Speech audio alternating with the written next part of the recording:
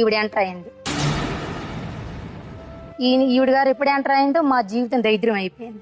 మీరున్నారు కానీ లేకపోతే మాత్రం అక్కడ అది కుర్చీలో ఉండదు మేడం. అది నా దృష్టిలో అది కుర్చీలో ఉండదు.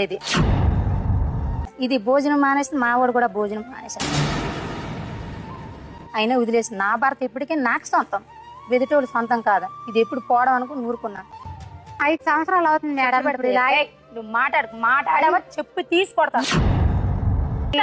కాదు, నేను ఒక్కదాన్ని ఇక్కడ కూర్చొని ఉన్నాను కదా. అసలు రవిని పిలుద్దాం, ఎందుకు ఇలా చేశాడో అతన్ని అడిగి తెలుసుకుందాం. రవి రండి. నీ భార్యని లవ్ చేసి పెళ్లి చేసుకున్నావు? లేదు మేడం, ఆమె ప్రేమించింది మేడం. నువ్వు ప్రేమించలేదు, మరి ఎందుకు పెళ్లి చేసుకున్నావు?